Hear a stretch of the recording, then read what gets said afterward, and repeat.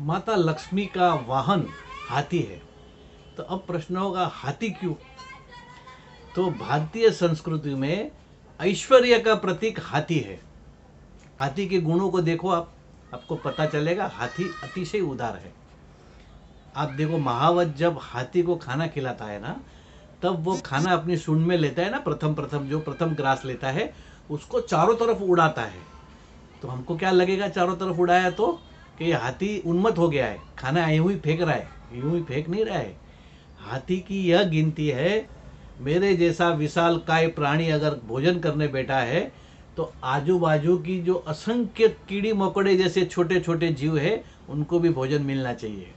इसीलिए हाथी उस प्रथम 2-3 ग्रास को उड़ाता है। ये उसकी मस्ती नहीं है, ये उसकी उदारता है।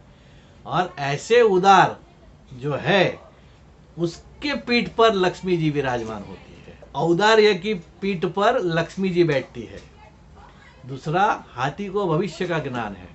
देखो पुराने जमाने में जब राजा निर्वंश मर जाता था तो अब किसे राजा बनाना, तो क्या करते थे, जो भी राजा बनने योग्य है सबको सभा में खड़े रखते थे। हाथी की सूंड में फूलों की माला दी जाती थी और हाथी चलता था और जिसके गले में वो हाथी पहनाता था उसको राजा बनाते थे। कि तो ऐसे ही लोग करते थे? नहीं, हाथी को पता है कि कौन भविष्य में अच्छा राजा बन के दिखाएगा। तो हाथी को भविष्य का ज्ञान है और हाथी के साथ तेजस्वी है। अगर महावत किसी भी कारण हाथी पे गुस्सा होता है, उसे डांटता है, तो हाथी उस दिन खाना नहीं खाता।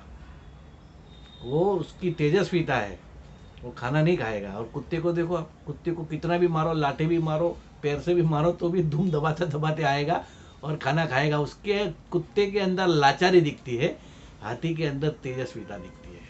इसलिए औदार्य की पीठ पर लक्ष्मी जी बैठती है। जिसको भविष्य का ज्ञान है कि कैसे जीना है, उसके यहाँ लक्ष्मी जी जाती है। और जो जीवन में तेजस्वी है उसके यहाँ लक्ष्मी जी बैठती है।